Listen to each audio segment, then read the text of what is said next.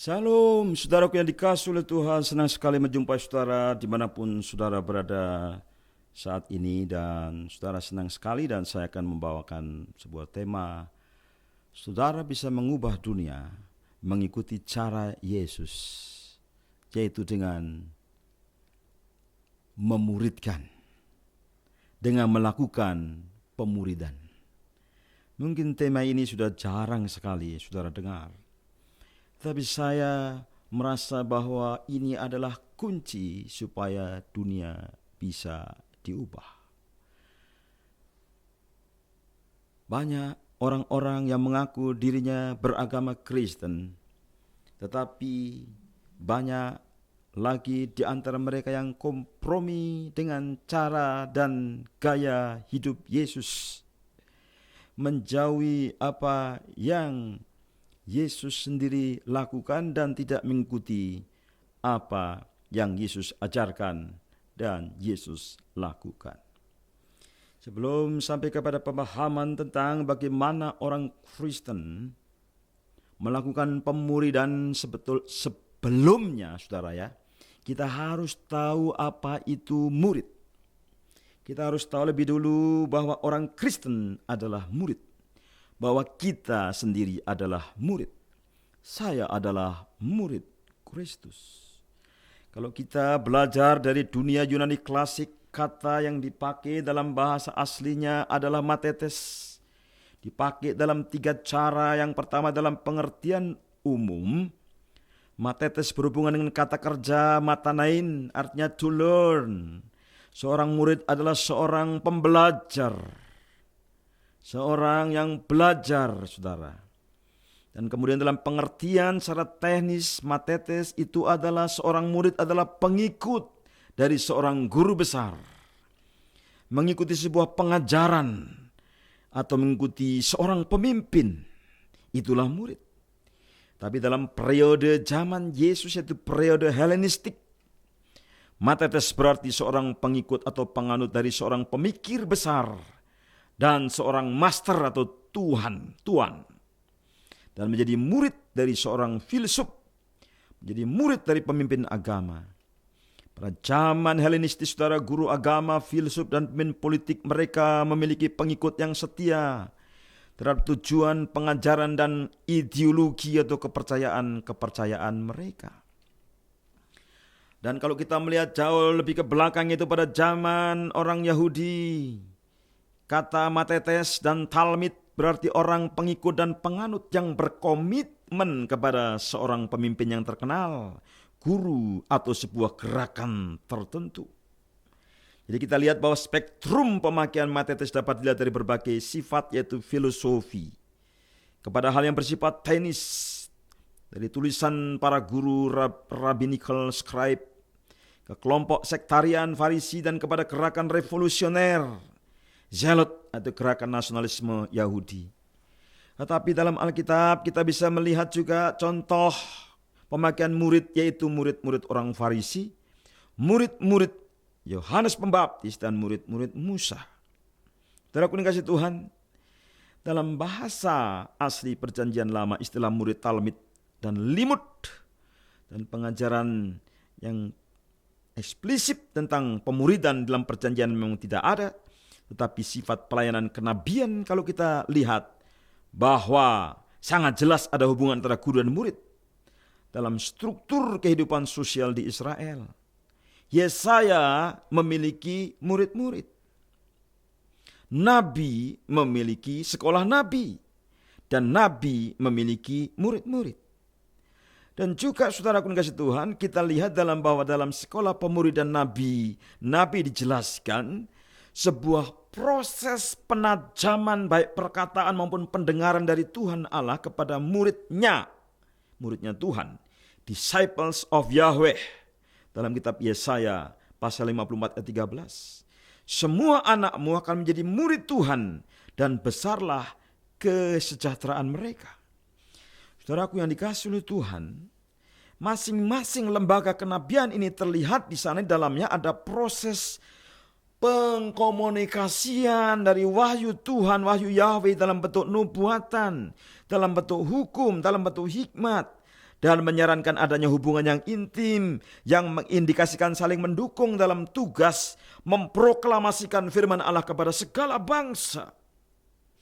Kalau kita lihat zaman Samuel, saudaraku yang kasih Tuhan, nabi-nabi yang diasosiasikan kepada Elisa, tulisan-tulisan nabi, penulis Alkitab, tradisi hikmat, saudara kita melihat di sana. Artinya bahwa tugas secara umum adalah mengubah bangsa, mengubah dunia. Dan itu kuncinya ada pada pemuridan. Dalam bahasa Inggris dipakai kata disciple yang berasal dari bahasa Latin. Discipulus artinya seorang yang memiliki hubungan dengan seorang guru dan mengikuti guru. Dengan demikian, seorang murid adalah seorang yang belajar, pembelajar, yang tunduk pada otoritas dan memiliki disiplin atau tekun belajar. Saudaraku yang dikasihi oleh Tuhan, Yesus mengubah dunia melalui pemuridan, melalui murid-muridnya. Yesus mengubah dunia melalui rasul-rasul yang telah dimuridkannya sebelumnya. Dan sehingga kekristenan berkembang dari Yerusalem, Yudea, Samaria, sampai ke ujung bumi. Seluruh kekaisaran Romawi dimenangkan seluruh Eropa dan berkembang terus karena pemuridan. Saudara kasih Tuhan, saya dan saudara adalah murid Kristus. Artinya seorang yang mengikut Yesus, seorang yang selalu belajar dari Yesus. Bagaimana kita belajar dari Yesus? Kita belajar sebagai orang yang biasa, seperti murid-murid Yesus. Kita juga belajar dari pengalaman mengikut Yesus, learning on the job, learning by doing.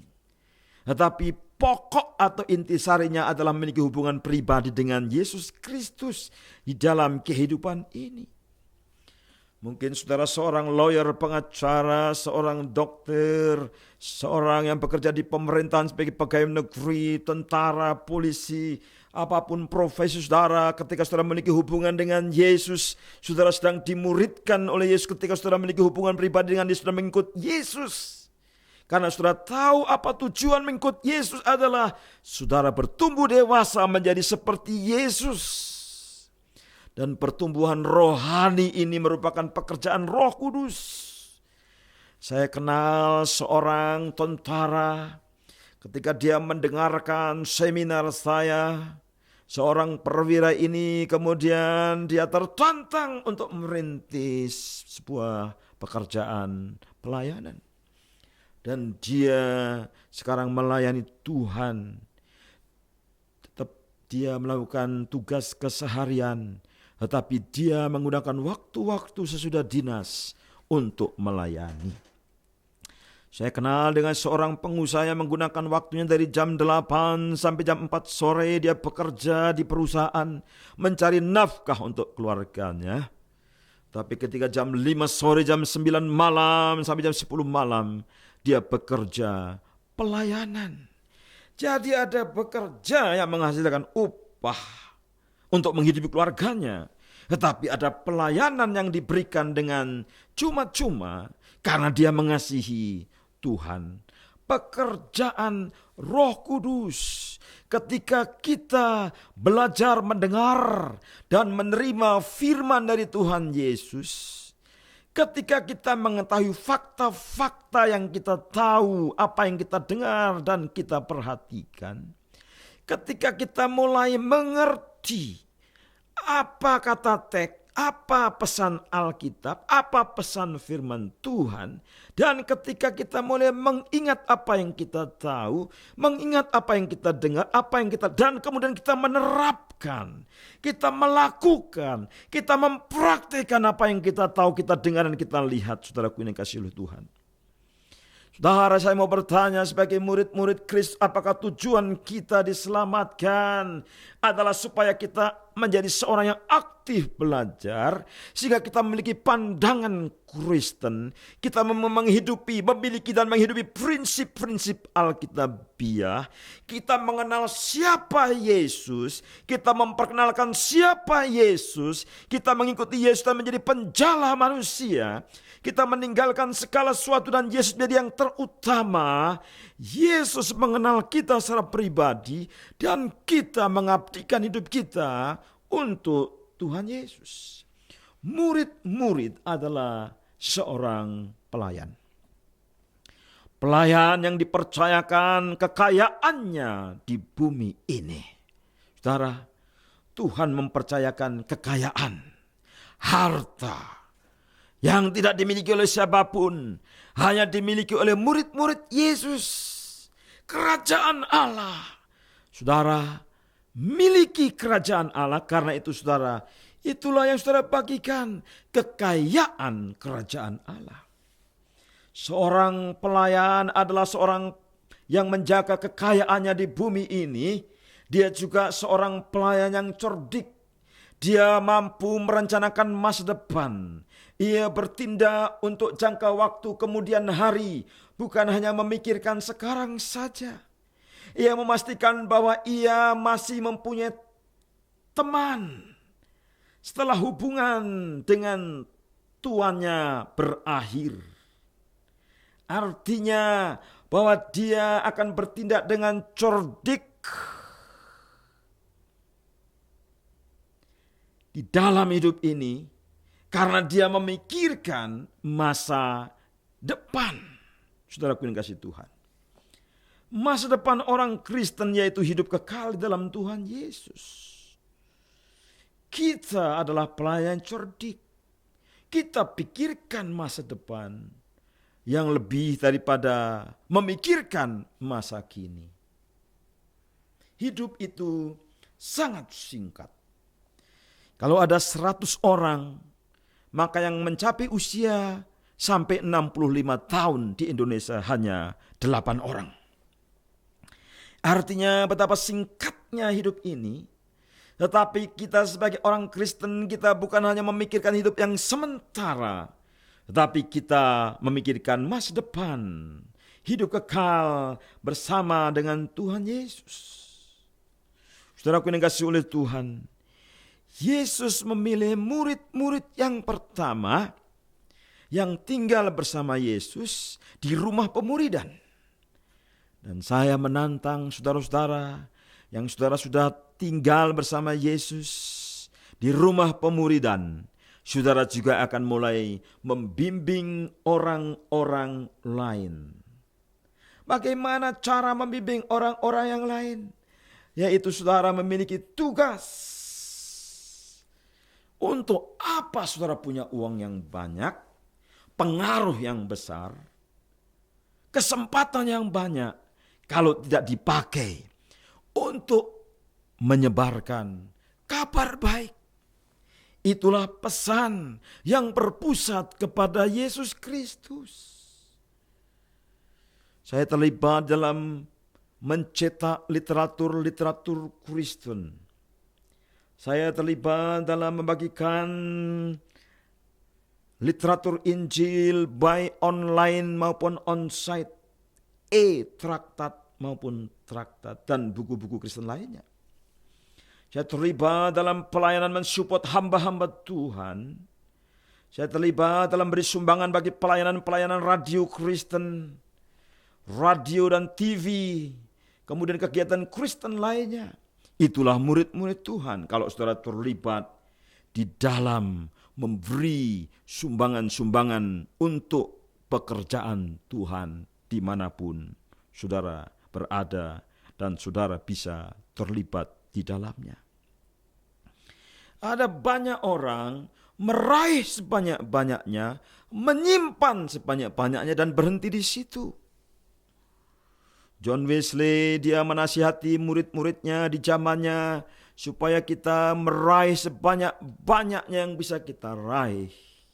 Simpan sebanyak-banyaknya yang bisa kita simpan, tapi jangan lupa berilah sebanyak-banyaknya yang dapat saudara berikan. Itulah bagaimana saudara mengubah dunia. Yang pertama, hidup saudara lebih dahulu diubah. Kemudian saudara membimbing orang lain dan terlibat dalam kegerakan pemuridan yang mengubah dunia. Itulah pelayan yang menjaga kekayaannya di bumi, yang cerdik, yang memperhatikan masa depan, bukan hanya masa kini. Kita adalah gereja, dan tugas gereja pada zaman sekarang adalah mempersiapkan jalan bagi kedatangan Yesus yang kedua kalinya. Meluruskan jalan bagi Tuhan, mempersiapkan umat yang layak bagi Dia. Apa yang bisa kita lakukan?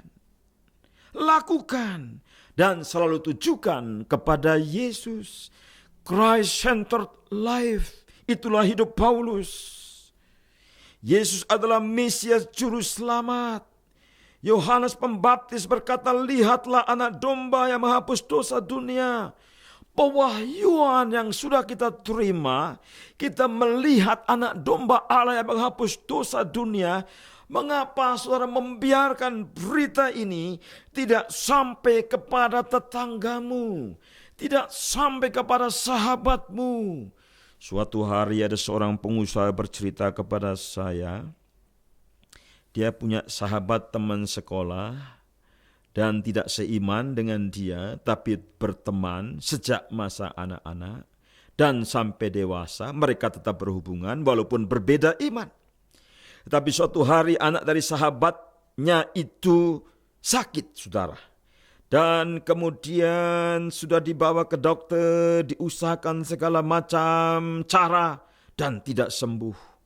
Dan saat kritis itulah sahabat yang adalah murid Yesus ini menawarkan kepadanya apakah dia mau datang untuk ketemu Yesus. Saudaraku yang dikasihi oleh Tuhan, itulah cara kita memperkenalkan Yesus kepada orang yang membutuhkan. Tepat pada waktunya.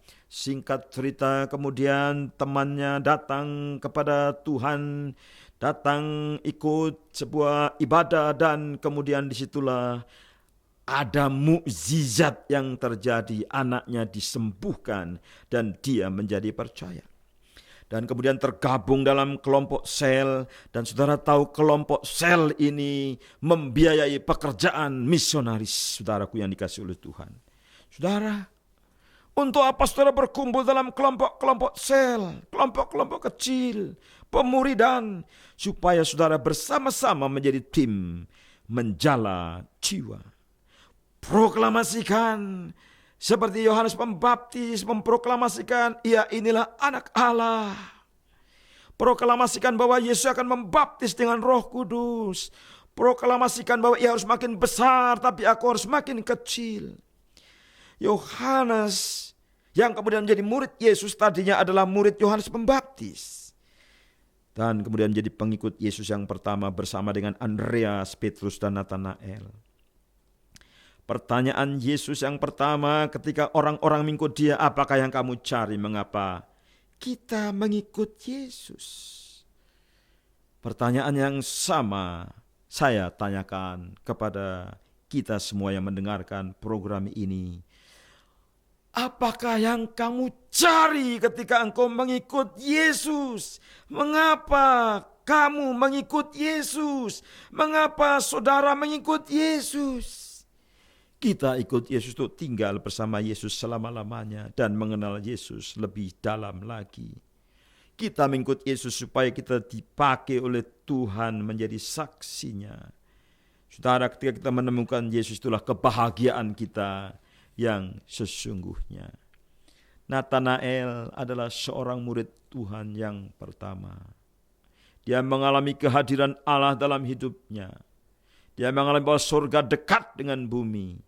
Dia melihat bahwa Allah mengutus malaikat-malaikat untuk menolong pelayanan Yesus, dan dia melihat dia tidak ragu-ragu mengikut Yesus. Setelah dia bertemu dengan Yesus, dia mengikut Yesus. Karena dalam Yesus ada jawaban dari pergumulan, permasalahan, persoalan, kisruhan, kesulitan, kesukaran dalam hidupnya. Karena Allah sendiri dalam Yesus Kristus adalah sumber jawaban dari setiap pergumulan hidup manusia. Saudara, tetap percaya Yesus, ikut Yesus, jadi murid Yesus, saudara akan mengubah dunia melalui pelayanan dan hidup saudara. Maukah saudara dipakai Tuhan untuk mengubah dunia? Ketika ada seorang pendeta bertanya kepada saya ketika saya remaja, kemudian saya berpikir, oh Tuhan, saya mau mengubah dunia. Dan Tuhan Yesus memberitahu caranya adalah dengan muridkan segala bangsa, muridkan orang-orang di sekitar saudara. Tuhan Yesus memberkati saudara berlimpah-limpah ketika saudara berlipat ganda. Diberkatilah saudara, diberkatilah, sangat diberkati, dipenuhi, berlimpah-limpah. Dalam nama Tuhan Yesus Kristus. Amin.